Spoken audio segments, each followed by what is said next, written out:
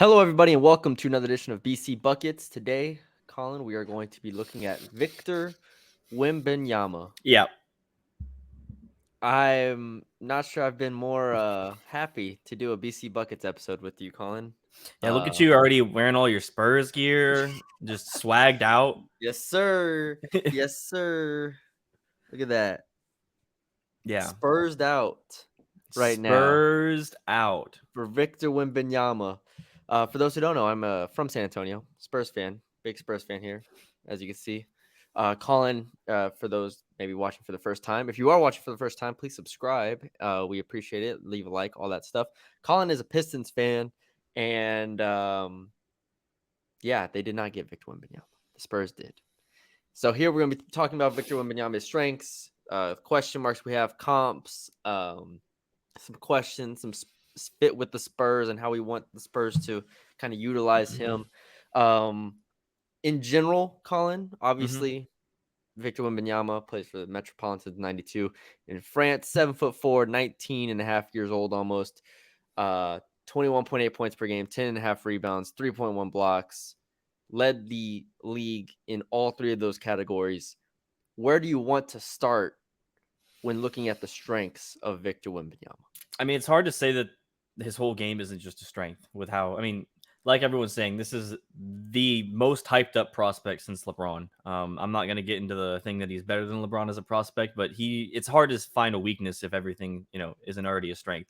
I think his biggest strength is probably his defensive prowess. I mean, 7'5", he's a 10-foot standing reach, which is just insane. And he's agile. So he's basically, my instant comp was like a Kevin Garnett on defense, is because I made two comps. I made a defensive comp and an offensive comp because I don't think there's a player that you can really compare him to. So I am as a Kevin Garnett. You can put him on a 4 and a 5, obviously, but I also think you can throw him on some 3s. And I don't really think that's out of the realm of possibility. If you need to lock someone down, that you throw him out there. I think the biggest thing for me defensively is his agility as a 7'5" player, because it's anticipation as a 7'5" guy is great. And so as long as you're agile, you're not going to get exposed like a Rudy Gobert, for example. Yeah, and the thing is, even if he wasn't agile, right? If he was Rudy Gobert, that's still a 3 or 4 time defensive player of the year player. Right there. Right. And so now you add the fact that he's able to be mobile, and that not only helps him on the perimeter, like you're saying, but in pick and roll coverages. And that's the biggest thing there, is that you can be more versatile. He doesn't have to be a drop big. He can hedge, he can show. And even when he is in drop coverage, he's so tall that we see it time after time. He still contests or even blocks shots on the perimeter in drop coverage. And it's just a completely different game for him because he's able to do that. I thought a really interesting stat that I saw a couple times out there was he averaged 3.1 blocks per game. It's the most in the French league since 2000 and I got the number wrong. I think it was 2002, somewhere around that. And this is the same league that Rudy Gobert played in and Clint Capella played in. So Wembanyama had 3.1 blocks this year. Rudy Gobert at 20 years old had 1.9 blocks in this league. Clint Capella in this league had 1.7 blocks. Yeah. And not only that, if you don't even look at blocks, he affects every shot. It's like that thing that they were saying earlier about Jaren Jackson Jr., right? It's like the block. I forgot what the term was, but he affects every shot. And you already kind of mentioned it, is he's getting blocks and when he's dropping. I think the biggest thing too is his help defense as well. Because that's where I feel like a lot of people or a lot of players aren't going to, expect, a guy to reach up and use his reach to just block you on the perimeter, whether it's a corner 3 or off the side. I'm looking up, like, Walker Kessler just had a tremendous rookie year. Yep. Was just about to bring that up. Right. Walker Kessler is out here for the Jazz, obviously was traded for Rudy Gobert, 2.3 blocks per game. And we liked him as a prospect. I think I was in the 20s on him. I think I was at like 20 or something. I didn't like him. I thought he was going to be a. Well, I was hounding him out of college because I loved him at Auburn. Like, as a college player at 7'1", he could kind of shoot a little bit, could block people. Anyways, he is 21 years old, right? He played this past year at 21 years old, averaged 2.3 blocks per game. Victor, if nothing else, should be able to come in and give you that type of defense at the rim. Oh And now yeah, we're adding on to, like we said, him being able to do it on the perimeter a little bit more than a guy like Walker Kessler. So that's where I'm looking at. Defensively, the comp for me, upside wise, I look at Anthony Davis, and I think Anthony Davis is a pretty. I like Kevin Garnett. I think they're in the same. Anthony Davis, Kevin Garnett comps are pretty similar yeah. on defense. But yeah, like that type of defensive player is what you're adding immediately to this team. And we'll get into the Spurs in a bit, but they already have Devin Vassell and Jeremy Sohan and guys who can play defense. So you're building quickly one of the better defenses in the NBA with Victor at your 5. Anything else defensively before we go to I offense? want to say, here's a question: where do you think would he be top 10 defender in the league, straight out of like rim protector, straight out of the I draft? think so. I agree. This year, 19 years old, Victor Wembanyama, I think is going to be well, I think he's top 10 in the block in the league in blocks for sure. I think we're Yeah. looking at 2 blocks per game Oh plus. yeah, but I think as an overall rim protector, I think it's going to be similar. I agree. It's Like Evan top 10. Mobley's already an all defensive caliber defender. Walker Kessler's already there. Like Yep. we see these anchors step into the league, and you're like, okay, they can already do a lot of things. And I know Yep. Evan Mobley's a little different with his switch ability, but that's the type of player that you're Yep. getting there. We'll get to the question marks in a bit. I do have a question defensively that we can get to, but let's stay on the strengths here. Let's go offensive. Um, it's hard because, like you said, he can do a little bit of everything. I do think he is a little bit raw offensively, but I think that speaks to how good I think he can be Yeah. as an offensive player because everything is good right now for him. He can handle, he can shoot. He finishes at the rim. Obviously, he's a lob threat. If we at a baseline level, he's very, very good at everything. I think there's a lot of things he could be great at, though. Yeah. I think the biggest thing for me is his ability to string together some moves. I think if nothing else, him being able to dribble like he can at 7'5", the shot I feel like will get there. He wasn't great from three, he was 29% from three. Whatever. I think the biggest thing for a guy his size that makes him so unique is the fact that he's able to string together, dribble moves and get to the rim. I mean, there was a highlight I saw where he kind of goes reverse layup and Jordans it almost. And it's like Yeah. it's just insane. And I think that his footwork, I'll say it that way, his footwork is amazing for a 7'5" player. And I think everything else kind of follows along after that. I think the reason why everything looked just kind of good, quote unquote, is because the Mets asked a lot from him. Mm-hmm. It's like he's clearly a tier above, and they're just going to be like, all right, shoot the one-legged three, shoot Yeah. this, do fadeaways. But the greatest thing I see of him is his footwork, not only with dribbling, but also his shooting footwork, his fadeaway footwork, everything like that. Yeah, I was about to say on the move, he's fluid. He knows exactly how to get to his spots. He knows if there's a light contest, he can fade away a little bit at an angle. It's just he's so versatile and he's so what's the word I'm looking for? Creative. In a word, to where he can do those step backs and fadeaways, and then on drives, also to your point, where he can handle the ball, but then also he can spin, he can hezzy, he can step through with his strides in a way that defenders can't really anticipate. To where he steps baseline, and if his next step is across the paint, it's a reverse dunk. Like he's able to just get places that other players can't get, and that's the tough part. You bring up his jumper, and he did shoot 28% from three this last year. I do think shot selection is a question mark there, but obviously that's like you said, in at the Mets, he was kind of just like do whatever you want. It was the complete freedom. I just think his jumper is a strength, though. I think his jumper is going to be a strength. The fluidity of it, the form, the release, all of that is pure. There's no question marks there. It's not like when you watch Jaren Jackson shoot the ball and you're like, how does that go in? It's not that. His form is pure. I think he's going to be a fine shooter in the NBA.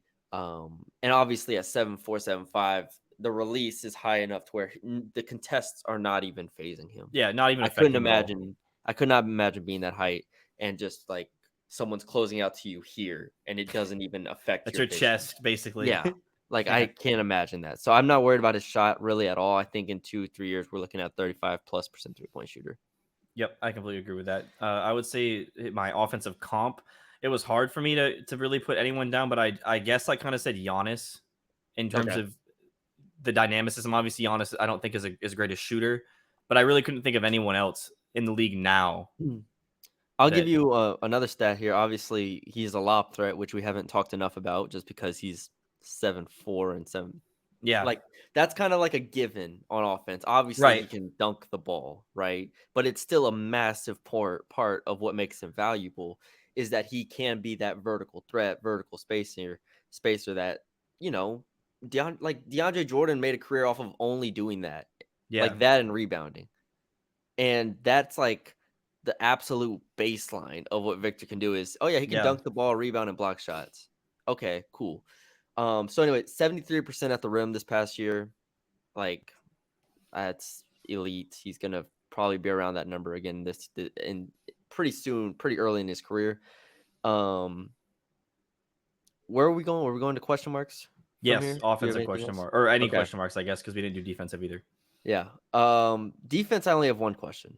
Hmm. And it is the fact that while he continues to get stronger, the base is still something to me that I want to see overall grow or get, gain in strength there, because it's not only the fact that there are times where he can get pushed under in post up situations, but he can also get pushed out of position on rebounds. And Hmm. that is something that I want to see get cleaned up, because he's 7'5", he doesn't need to really get in position to rebound, but there are times he will get pushed out. And in the NBA, we will see guys like a PJ Tucker, those type of guys that are 6'8", 6'9", even though PJ's not 6'9". Those guys will be able to box him out and get him out of position to where his length is neutralized to a degree. Right. So, yeah, the base is probably the one thing on defense, and that's really defense slash rebounding for me. But it's not a huge concern because I think he'll get stronger and I think he'll be fine. But that is one for me. Yeah, I didn't actually have any defensive like bad Well, things, the, I the other guess. thing is, I don't even know, because like you can't expect him. Like if I went back and watched that Scoot Henderson game, right? Like it's like I don't expect him to stay in front of Scoot Henderson. Like Right, but that he isn't doesn't need to. You know what I mean? like Like he doesn't yes, have to. So that's I'm that's why saying I wouldn't put that as a weakness. yes, I'm saying he doesn't need to, and if he's already in Yeah. drop coverage, like he doesn't have to step up on them very much. So, Yeah. all right, offensively, where do you look? Offensive, obviously shooting consistency. I'd like to see that better, but we already kind of glossed over that. I think the other thing would be playmaking as a number one. Okay. In terms of, if he's going to be the guy, which he is going to be the guy, I'd like to see him have a positive assist to turnover ratio. I believe he had two and a half assists, 2.4 assists, something like that. But I believe he had like 2.6 turnovers. Mm-hmm. So just see him kind of working through that. Obviously, there's tons of flashes, so I'm not super worried about that. But to go back to your point about his body, I think offensively he needs strength if he's going to want to bang down low. Obviously, his height is crazy, but when you go against those guys like PJ Tucker and everything like that, the physicality is going to get to you, especially if you're banging down low and you're not going to be on the outside as Or much. even trying to think of multiple bigs. I mean, there's a lot of bigs you could throw out there, but I'm thinking of a big that's like 6'8", 6'9". Like Bam Adebayo is 6'9", obviously an elite defender. So I don't want to say like he's gonna be posting up Bam Adebayo, but players along that line to where they're 6'8", you don't want them to be able to guard him, but at the same time in today's NBA, there's not a lot you can do in that respect.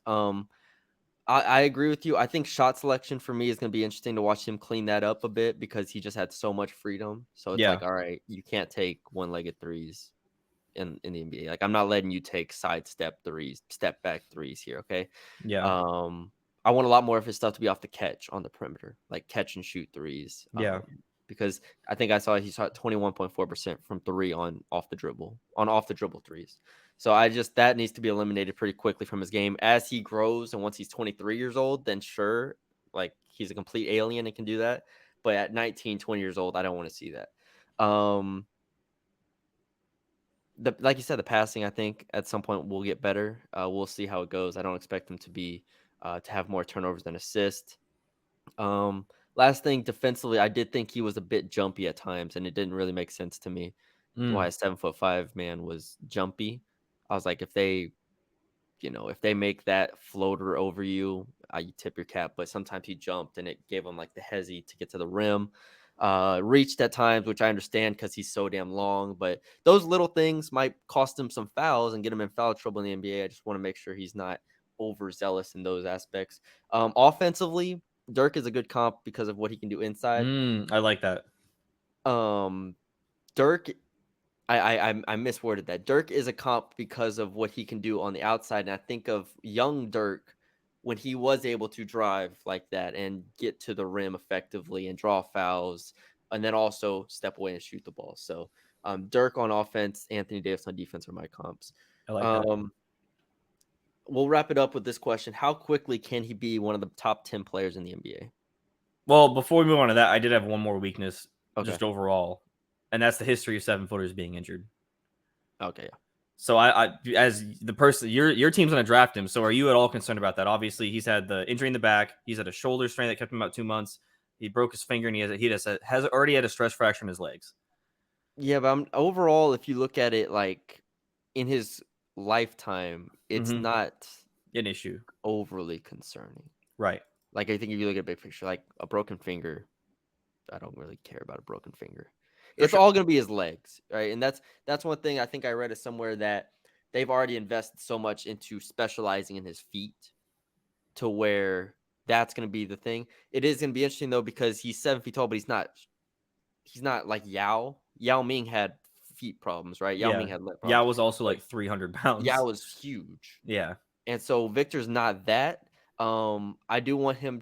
I do think there becomes a stage where maybe he's 20, 26, 27 to where he doesn't jump as much. And like I said, I don't think he needs to jump. Oh, yeah. And if nothing else, at 26, 27, if he comes off an injury and he's just a freaking Rudy Gobert that can shoot threes, like, okay, cool. He's still an all NBA player. Like, nothing else. Like, we're watching Karl Anthony Towns get all NBAs. And what is he doing? Fair enough. Fair enough. No, for sure. I'm just saying. So, yeah, that's going to be, obviously it's a concern, but you don't not draft somebody because of your. Oh, no, of course not. I just was meaning just from the history of 7-footers overall. I mean, there's a history of Zion Williamson. There's a lot of players that Kawhi Leonard's like it's just you rolling the dice on anybody you draft, really, on anybody in any position, really, in my opinion. Yeah. At this point. So, all right, how quickly can he be a top 10 player in the NBA? Like, what are your how fast expectations? was Luka? 3 years? Whew, that's a good question. Yeah, probably 3 years. Do we think 3 years? Do we think he can do it faster than 3 years? I think 3 years is a good. Yeah. I think 3, like year 1, feel it out. Year 2, he'll get there to where he might be an all-star year 2. Yeah. Year 3 is where he'll be 22 years old or 21, 22 years old on a Spurs team that is going to be very competitive at that point, we would assume, if they can get the pieces together. You at least, compete for like a 6 seed in the West, 5 seed, 4 seed, somewhere in that range in the West. That's where Luka was. Yeah. Like that's why I think that's a good comp to like range wise to where you'd be like, all right, 3 years. Would it be disappointing? Because you already kind of brought it up. Would it be disappointing if all he is like Karl Anthony Towns? I don't think he will Towns, be. Yes. Karl Anthony Towns, yes. Yeah. I've heard people say his floor is Anthony Davis. Right. Yeah. It's weird. What is his floor? I think it's like 10-year All-Star. You know what I mean? Anthony Davis. Yeah. And I'm actually, if that's his floor, like obviously you're like, okay, that's Anthony Davis. And this isn't, I don't want to turn this to an Anthony Davis podcast, but if he is in theory I don't know if an Anthony Davis caliber player is the best player on a championship team. We might see that this year because I think he is the best player on that Lakers team. So maybe he is. But what the expectation for Victor is he is the best player on a multiple championship team. Right. That's the expectation. So if he is Anthony Davis, I think that is a good baseline for him where it's still a top 75 player of all time. But yeah, I think if he stays healthy, Anthony Davis is probably the floor. Yeah, I agree. So we'll get into the Spurs whenever I think they actually draft him, and we can go from there. Because who knows, Colin? Maybe we trade it or something. That would be. Not I don't even know what I'd do if that actually happened. Look, after watching Charles Bassey at center this year, and just a lot of different players swinging around, Hmm. I'm excited. I'm Yeah. excited.